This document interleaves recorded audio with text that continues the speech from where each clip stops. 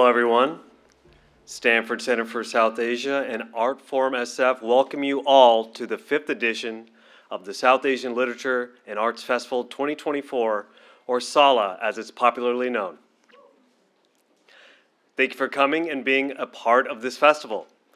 Before we begin, a big thank you to all our sponsors who have enabled us to bring this quality of festival to our Bay Area community. Today's panel is Beyond the Clouds. The keynote speakers are Sahaj Kaur Kohli, Radha Jagannathan, in conversation with Dr. Apurva Bhatt. Dr. Apurva Bhatt is a psychiatrist and assistant professor at Stanford University who specializes in early psychosis evaluation and treatment. She works at Lucile Packard Children's Hospital and Stanford Healthcare. Her research focuses on early psychosis, youth mental health, and suicide prevention. Please give a warm welcome. Can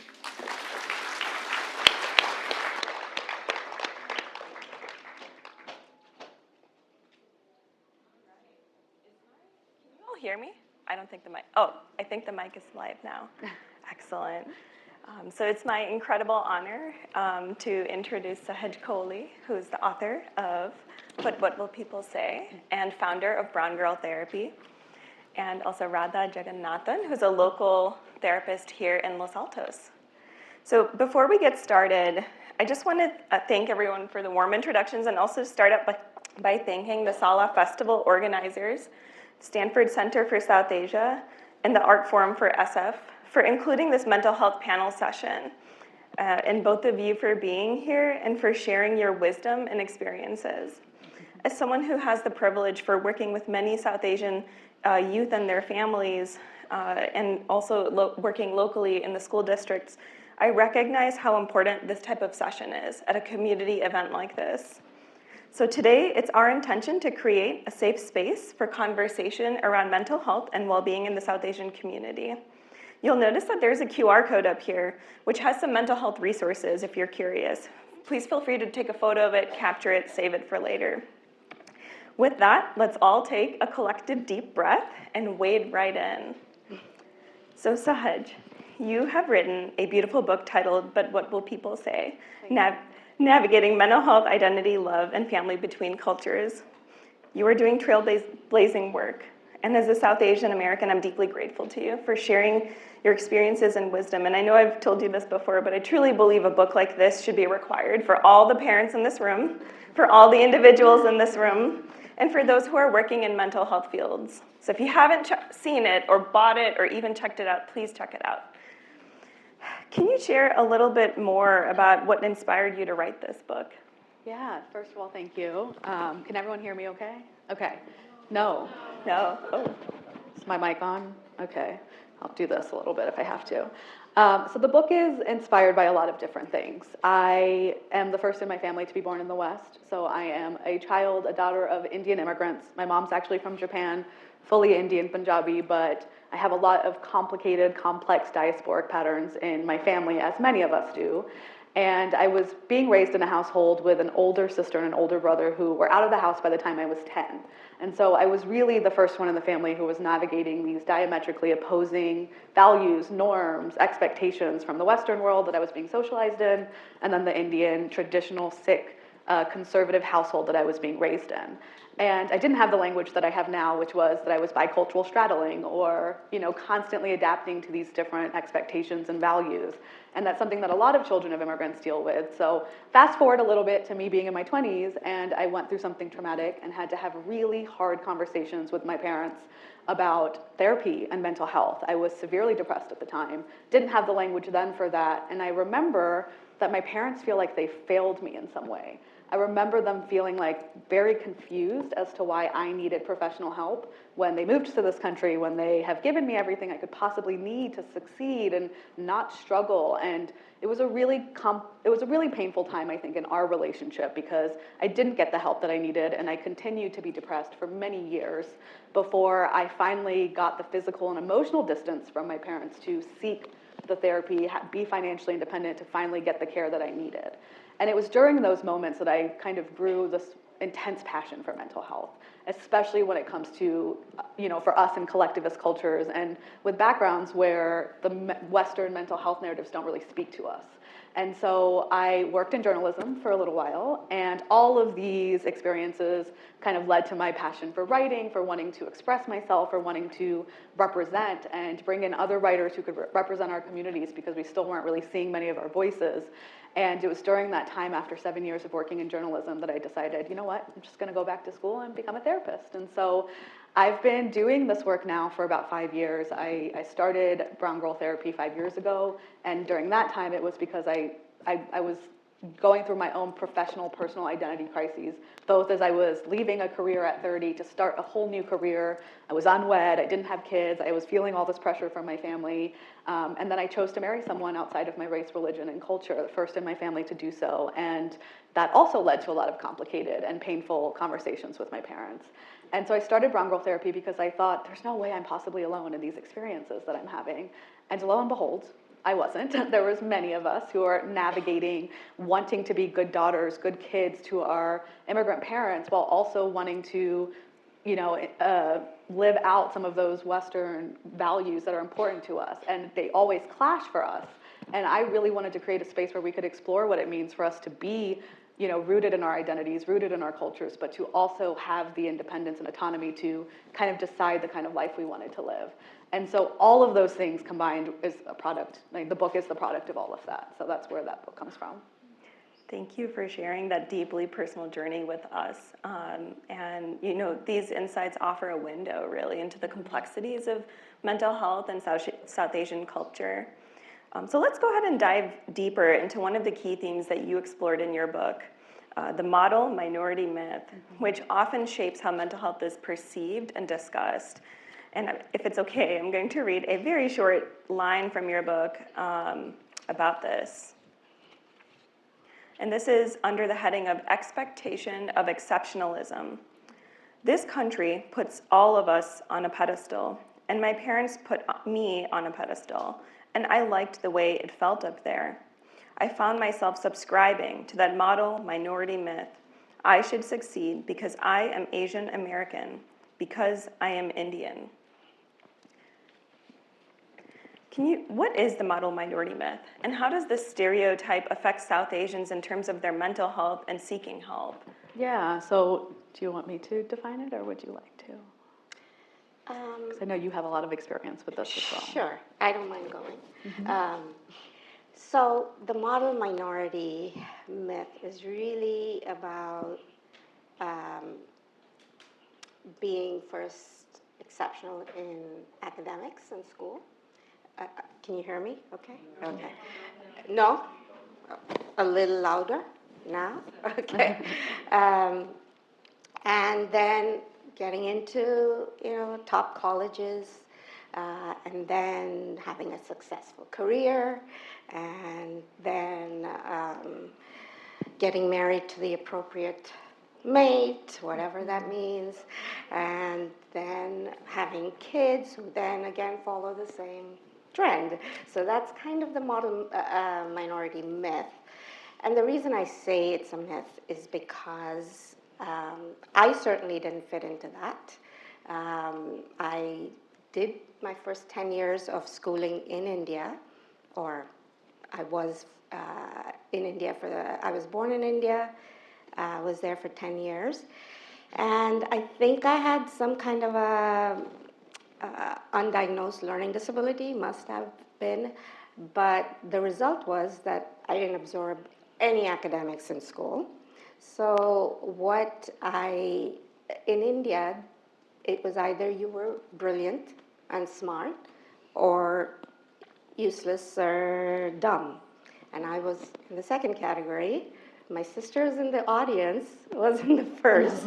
She's the older sister. So I was following in her footsteps, and it was like, what happened to you? And my parents pretty much had written me off too. They kind of felt like, okay, academics it's not penetrating her head, so we have to find some other path for her.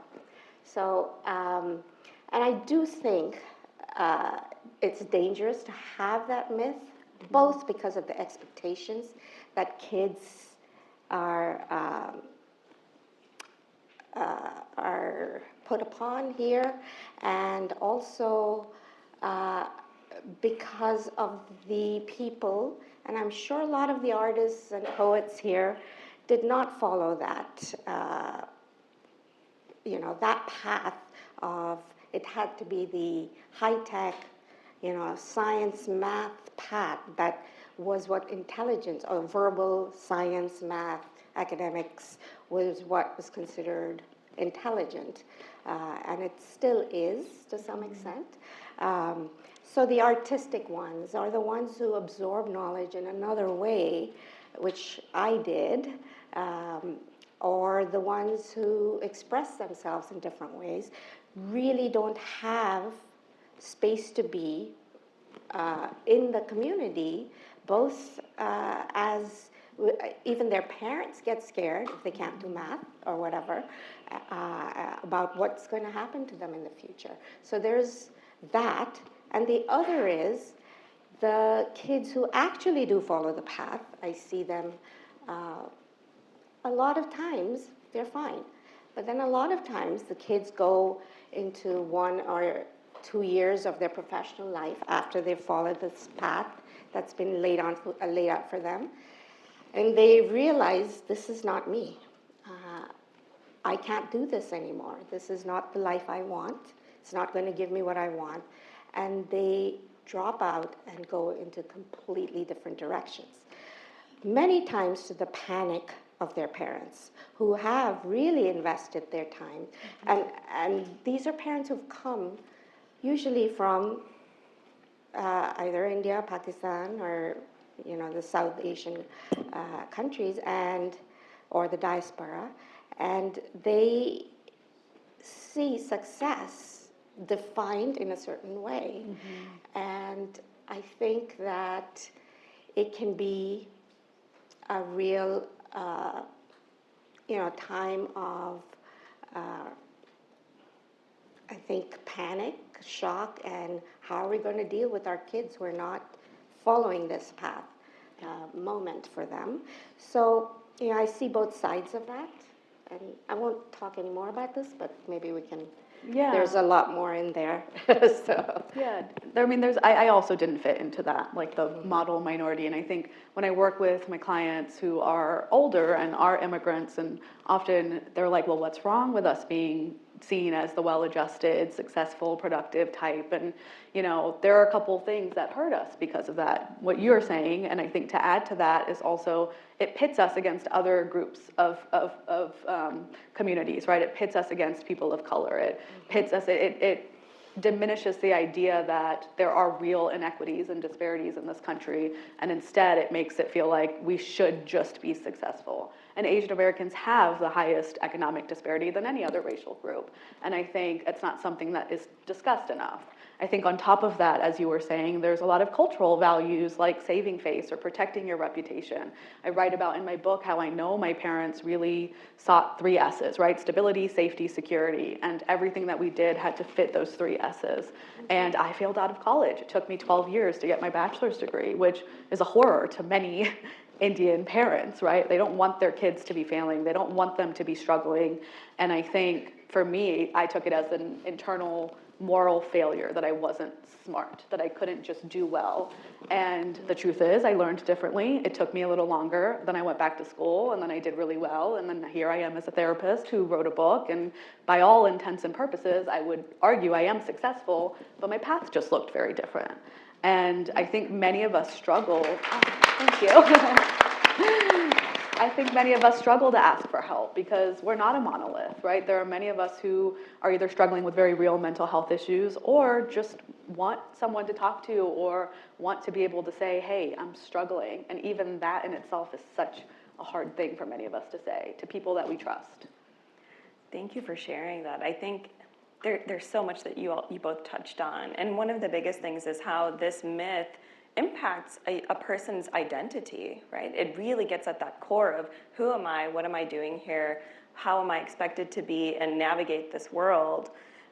So with that, this kind of leads directly into another really major theme that you talk about in your book, about identity and belonging. And so in the book, you discuss kind of that tension between cultural expectations and personal identity.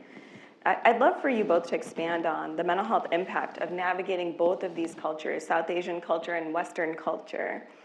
And what advice do you have for individuals navigating this? Yeah. I can go You first. can go. Okay. So I mentioned, the term bicultural straddling, and I think it's something that we all navigate, whether you're an immigrant, a child of an immigrant, grandchild of an immigrant.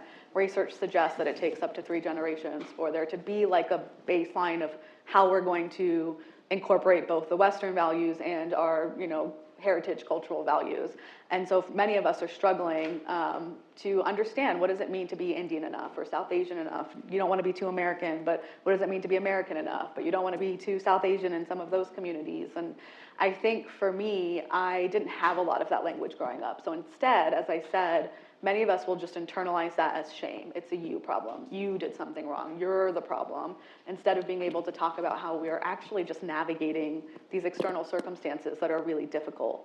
And it's very different, right? Immigrants are going through their own cultural bereavement, losing their own social capital, everything that they had back in their home countries, and then they're moving here, and there's lots of research around immigration being tied to increased marital conflict, intergenerational conflict, substance use, right? All of these things that then we're dealing with in silence, and then you have their kids who are growing up in those households, but then don't feel like they can talk about the fact that they are also now navigating a totally different culture outside of the house.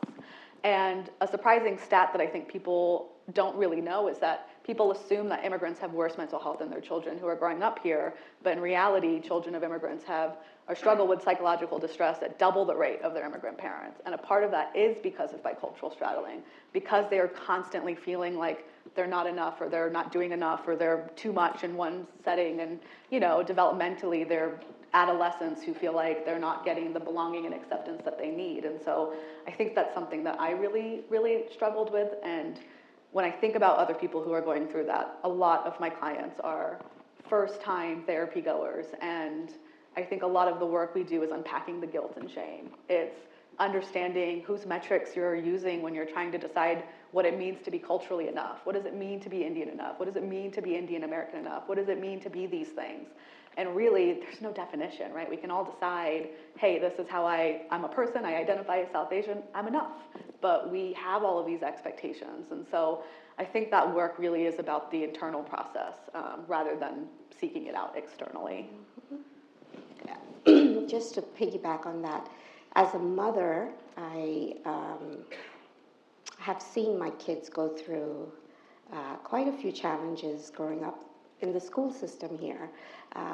Just in terms of navigating relationships with the opposite sex, or navigating their even body issues, our bodies look different than the majority bodies, or the cultural ideas of what bodies should look like that are splattered all over the place.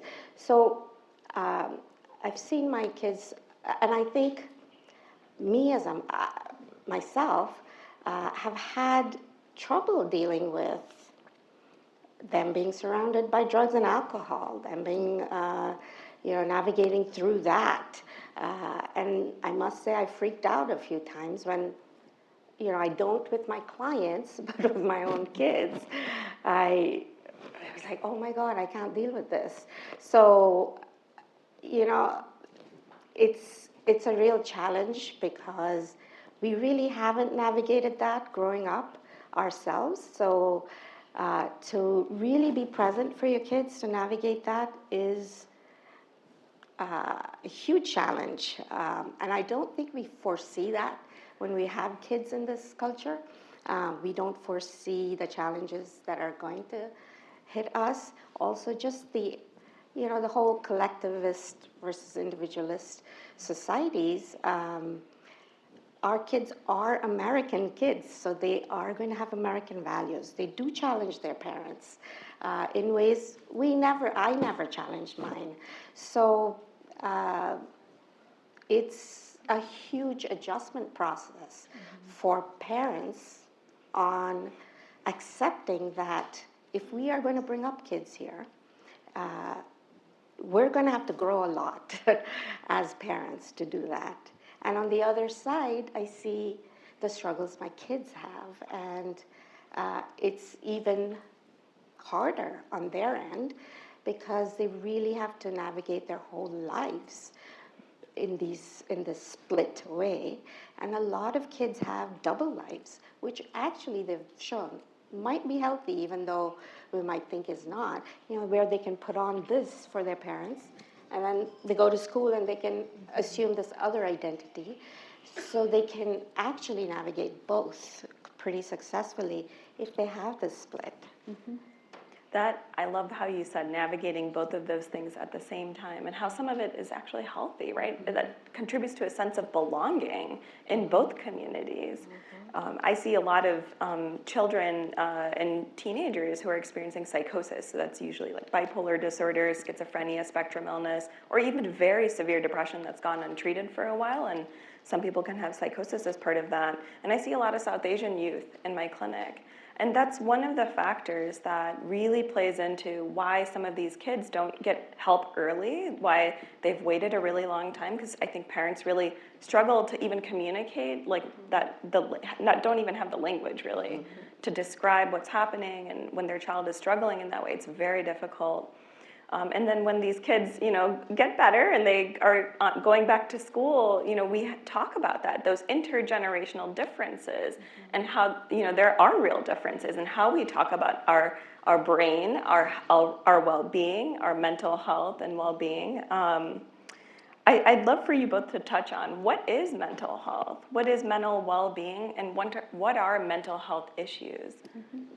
Should I go? Okay. So the way I see mental health is, or what I want to challenge is a medical model of mental health, which is that it's a discrete thing, separate from physical health and emotional health. That really is a myth, and it doesn't work for human beings, because those three, and you can put in spiritual health too in there, but it really makes us who we are, and they each interact with the other. So if your emotional health is off, your physical health might be affected. If your physical health is off, your emotional health will be affected. And I think it's really important to understand that, to not other the mental health issue where, there's a tendency to say, well, those people have depression or those people have mental health issues, but we don't. And I think we all fall on the continuum. There are traumas that every one of us has faced in our lives, even just moving countries itself. And I'm not talking about a trauma of 10, like what's happening in Palestine now, but it could be a trauma of 3 or 4 that impact us really significantly in the way we are in our lives, and our mental health is affected. So it's not discrete, it's more a continuum, all of us. And it's like saying,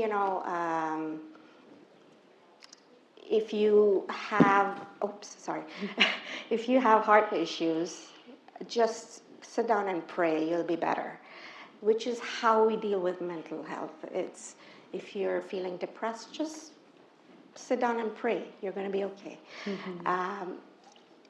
Instead of doing what we do with the heart issue, which is go to the doctor, get some help, get treatment.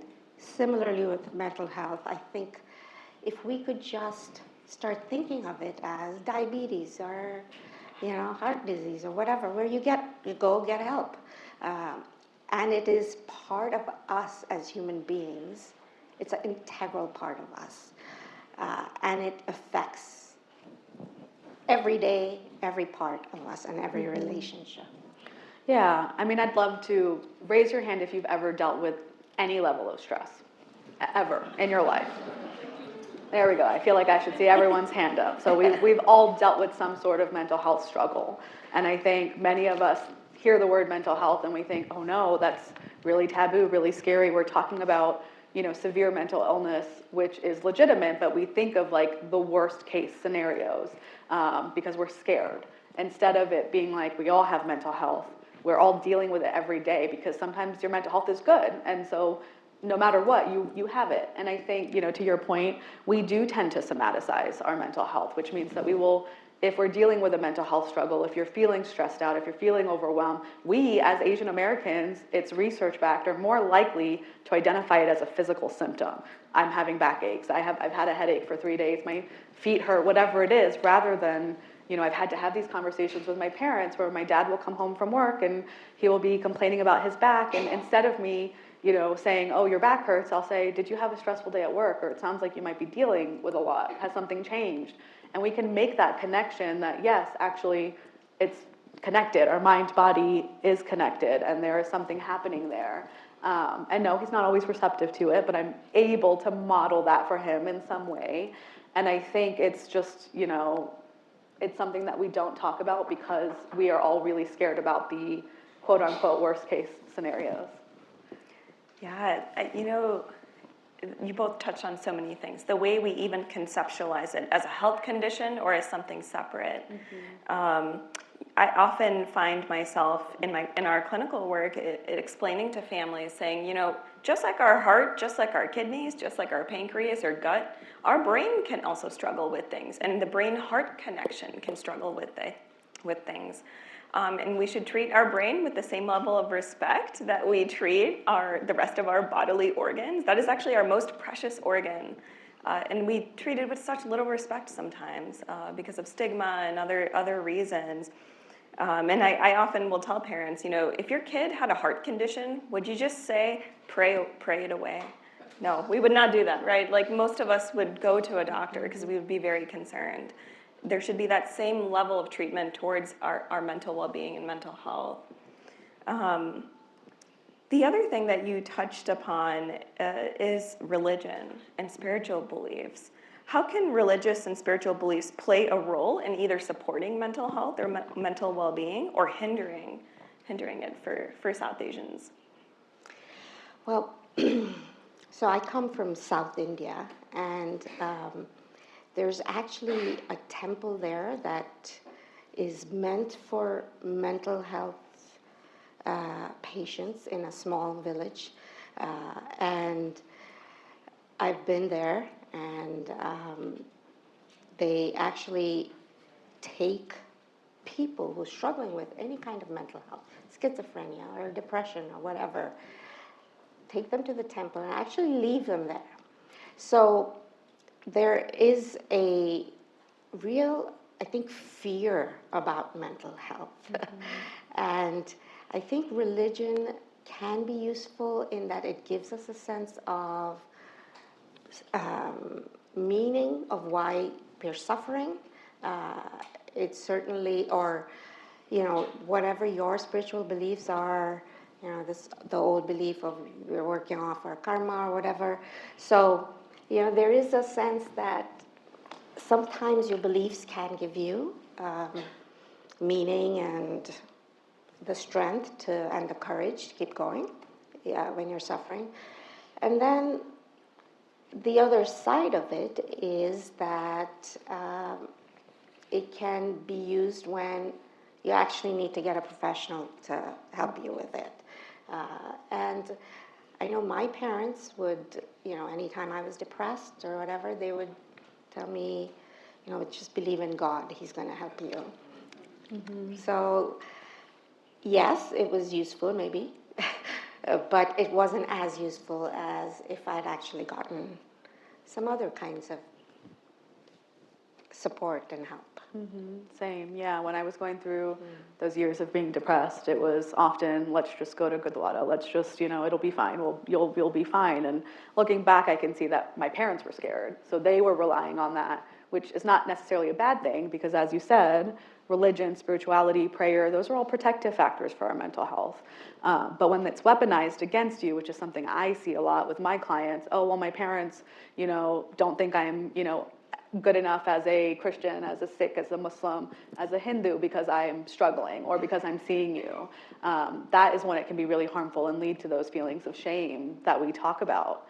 And I think just, and I think you basically said it, but it can be so harmful. And it can just feed these narratives because of the stigma. And I think a lot of times we rely on religion because religion is also tied to our community. And those are things that have helped us as immigrant families, as immigrant communities in this country, in this culture. But really, I think it comes down to just having a lot of stigma and misunderstanding of what professional care even is. I think my parents didn't want me to see a therapist because for them, seeing a therapist meant I was crazy or I was weak or someone was going to find out and then I wouldn't be marriageable anymore or all of these things. And they were very real fears rather than them knowing, okay, this is confidential. It also doesn't mean that I'm crazy or weak, right? Same thing, going to a doctor would not mean that you're weak because you're going to go get your heart condition checked out, but they didn't know that. They didn't have the understanding. And I think a lot of that, which a lot of my work kind of talks about, is therapy and professional mental health care is seen as like a white person thing, a Western thing. It's not for us. It's not made for us. And there are truths to that, right? There are 86% of psychologists are white. And so, of course, we're going to feel like they're not really going to understand. But then there's people like us who are doing this work, who are trying to create nuances and resources and education where people can understand that it's okay for you to see someone. Here's how we can also infuse culture and your religion and where you come from into this work so you can get the care that you need. But again, that's a lot of misinformation or stigma tied to it. Stigma is such a big thing. And I know you guys don't have to sit on the floor. There are some seats here. Please, my heart hurts knowing that they're sitting on the floor. And for those of you, I know there might be some seats kind of around here. To add to that, community is such a big part of how people seek support, right? Being able to talk to someone that you trust, someone that might be able to listen and hear about your problems. And we, as a South Asian community, we do that for a lot of things, right? That's how we connect. The minute someone is struggling with a mental health issue, that I often see this with families, is their circle really starts to shrink. Mm-hmm. They stop going to the temple. They stop going to mosque. They stop entering their community. And then, other families might wonder, like, oh, I wonder what happened to them. And then there's like rumors spread, and it becomes really difficult. And I see that time and time again with the kids that I work. And I often wonder, how beautiful would it be if suddenly there was change? Like someone in their temple or in their circle actually had the skills or the openness to just open up this conversation and support that person that they really do care about, but they just don't know how to bridge that gap. I wonder about that, and I hope that that's a change that starts to happen in our community. Because there are a lot of families who suffer silently with their child or with their loved one, and really become isolated, and there's just opportunities there. So the next time you all are around someone who might be struggling, striking up that dialogue, I think, could be really helpful. And I know that's really tough because there are intergenerational differences about how we even verbalize this. So I was wondering, the next topic is sort of around mental health communication. How can someone open up this conversation with a loved one about their mental health, or someone that they know that they might be struggling, or even if they themselves are struggling? Yeah. So the thing about mental health is people are scared to talk about it. And I think one of the fears is that if you talk about somebody, talk with somebody about their depression, it's going to get worse. If you talk with somebody who's suicidal, they're going to go do it. Mm-hmm. It's actually the opposite. There's a lot of evidence to show that actually talking about things makes it better. And I really do want to touch on the transgenerational transmission too, because I was at the partition panel just now, and there's such an importance about talking about trauma, because if it's not talked about, it's passed down unconsciously.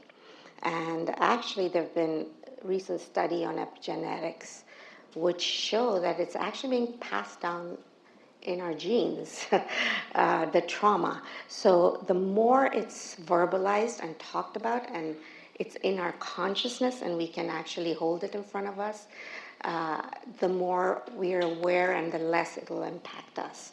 So there's it's really critical for us to know our family traumas that our ancestors have suffered, that has been passed down in unconscious ways, and to start talking about that to our kids, because they're going to get affected if we don't.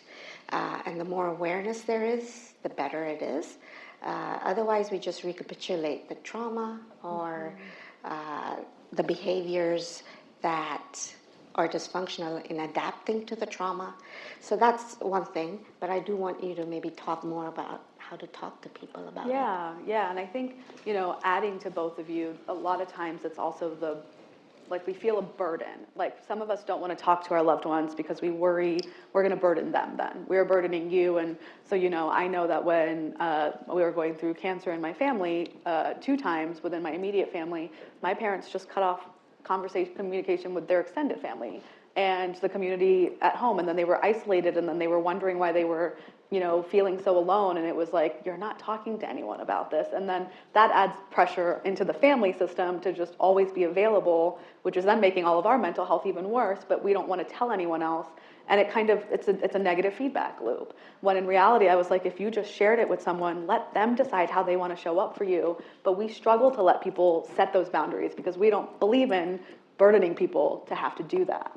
And I think that that's a really complicated thing that is just so ingrained in our communities and culture. But when it comes to talking about it, you made a good point about intergenerational trauma. And I write about this in my book about, how do we understand our family history and talk about this, especially if you don't have access anymore. All of my grandparents have passed. And I remember before my grandmother on my mom's side passed, I had asked her, she had lived through the partition. She had lived through her husband dying, and then 6 months later, the Kobe earthquake in Japan, where she lost the entire house and all her belongings. And I remember just approaching her a few months later or a few years later and being like, you've been through so much. Like, I can't even imagine. She's like, no, I when are you getting married? Let's talk about the future. We don't need to talk about the past. And I was like, no, I need to understand this. Like, this is where I come from. This is who I come from. And she just, she put her foot down. No, why are we even bothering with this conversation?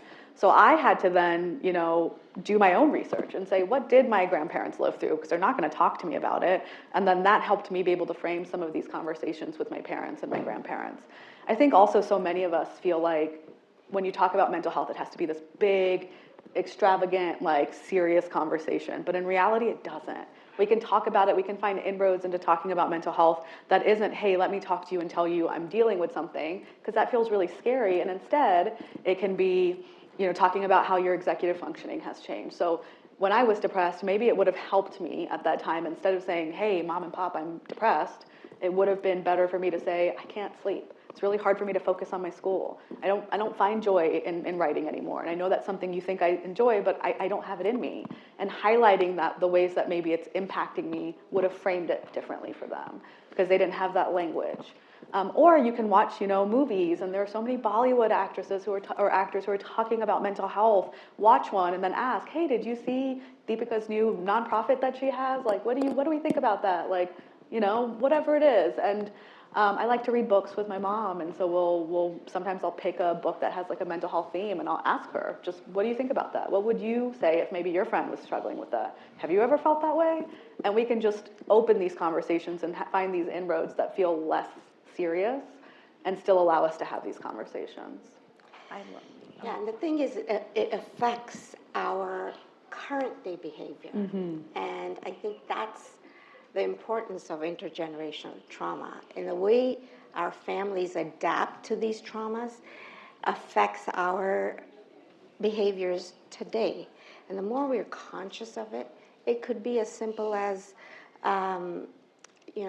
our ideas about beauty, or, all of those can be affected I know in my family, it was certainly, affected by a traumatic event that happened where my grandfather, was supposedly a very handsome guy, was supposed to marry this other woman who was supposedly beautiful, and in South India it usually meant light skin and whatever. And the night of their wedding, the bundle or the wedding thing burnt down, so it was thought of as a bad omen. So he then married my grandmother, who was short and stout and dark-skinned. And there was always this feeling, I think, even though she was a fierce woman and taught herself to read and was incredibly intelligent, there was a feeling that, she was not beautiful enough for my grandfather. Then came my mother, who looked like her grandmother, who was supposedly very beautiful. So there was, and then I came along, who looked like my father, and that was not my mother's idea of beauty. So so what happened in all the translation of the traumas was beauty was incredibly important. Natural beauty is incredibly important. Yet, if you spend time on yourself, beautifying yourself, that's incredibly vain, and you cannot do that. And there's, it's like no time should be allowed for, in any way, taking care of your looks. So imagine that conflict. You're supposed to be beautiful, but you can't do anything about that. So each of my cousins took a different way of adapting to that myth that was brought down. And, my own way of adapting was I need to put on makeup, but I only give myself time when I'm driving in the car to get, the 2 minutes or whatever to put it on. So I think each of our behaviors to this day are affected by our ancestors and what they've been through. And of course, when there's significant trauma, like the partition, and people have not wanted to talk about it, like we heard in the panel before, it gets communicated in much more deep and significant ways about our behaviors and our fears and our anxieties and our depressions and all of that, and our mental health in the present. So it's really important to try to at least understand where our behaviors and our myths and our beliefs come from. And it's so hard to do that. I mean, Right. because that's exactly what happened in my family, which was my grandmother didn't want to talk about anything. And I know my parents don't like to talk about anything.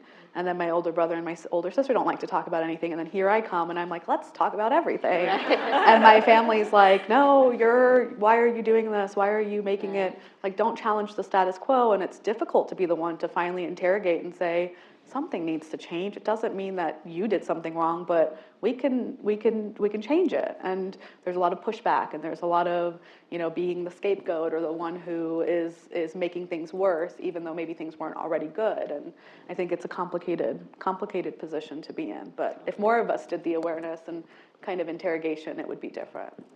Thank you for sharing that and giving all of that sharing that beautiful wisdom and guidance. One thing I will share is many of us, and I'm Gujarati, the love language, the communication language is thepla, food, people bringing things over when they know that times are tough, right? So if they know that someone is sick in the house, I have neighbors that will bring over food just because they know that we're struggling. And how beautiful would it be if the food was also accompanied with, how are you doing? How are you feeling? That just quick, brief emotional check-in. I just wonder how it might be different. I'm getting the 5-minute warning sign. So I want to thank you both. And I know that there's so much more that we could explore. And I wanted to, so just thank you for sharing all of your infinite expertise and wisdom. I'd like to take a moment and invite the audience. If folks have questions, we can take. Lots. Okay, we'll just start here. About sharing with the community. Now, if you're part of an organization, There's the mic. We have a mic for you. There we go. like a church or a mosque or a gurdwara, that works. But for some of us who are not part of a temple or a group or community. It's, in America, it's very hard, and if you don't have a nice neighbor who can bring thepla, you really don't have a community to reach. And that's, I find that very difficult. I have a group of friends, and if I call them and say, hey, I'm going through a hard day, yeah, sure, they'll talk to me, but we don't, as not being an organized religion or culture, it's hard to find that community. Totally. Yeah, and I think, more is not always better, right? Being a part of a bigger community doesn't necessarily equate to having more support. And sometimes, and I've seen this in my own, family, where more is actually more pressure to fit a certain, expectation, and actually adds more stress. And so when people come to me with that, right, I hear this all the time, well, I don't feel like I belong, or I don't have community. It's not about having more, it's about finding one person who you feel like you can truly have heart-to-heart conversations with, who you feel like is curious about who you are, where you come from, how you identify, how you show up, what you struggle with. That right there is community. For me, it's my 3 friends, not necessarily the 80 people in the community, because we don't have that with everyone. Yeah. Oh my goodness. I know, there's I so don't many. even know. Okay, you have a mic already. Oh, so. okay, sorry, wherever the mic is, yes. My question is in the context of intergenerational trauma, because when you start unpacking that, it's not just that you're a woman, it's also the organized religion aspect, it's also the poverty and how men are given better treatment than women. So once you start unpacking that, it never stops, because it's layers and layers and layers of stuff. And being a cycle breaker in that kind of context can be really exhausting. So what are your insights about finding like a hopeful balance of like, yes, we are working on this, but also life is beautiful? Well, I think start with the things that are causing you problems in your life right now, and then try to trace that into, it's like what's giving us, what's challenging us right now, what's not working for us. And if you start with that and trace that back to what are the beliefs I have and where have I inherited these from, and are they valid, then it makes it maybe a little more, rather than trying to do the whole thing. Yeah, and I just want to add, just remember, you're not a project that needs to always be worked on. Right. I think that's something I always, I know my work is all around how can we understand these things more and have the language and be better and feel more enough, but also we're humans. It's not, this is a forever and ever endeavor. It's not about doing it all at once. It's about taking the time and actually enjoying life and seeing progress where you see it, right? Progress might not be this, it might be this. And I've had to acknowledge that in my own family, where I say, wow, I just had a really strange but good conversation with my dad that I wouldn't have had with him 20 years ago. That is progress. And so just really relishing in those moments. And just the fact that you want to break the cycle, I think is a huge thing. I think recognizing there's a cycle that we want to break is itself You are most enough. of the battle. You are enough. Yes. That's all I have to say on that. I don't know where the mic is. Is there a mic? So I just have a comment. Yes. I'm a part of a nonprofit called Our Cause, which is also breaking the silence through storytelling. And I just want to commend all the work that you're doing. But my question is also that, was it really hard to get into this field? I know you all have your own stories, but was it hard to get into this? I know you talked about your own families and stuff like that. How is it now? You've been doing this the longest, so. Well, I think a lot of us therapists get into it to heal ourselves.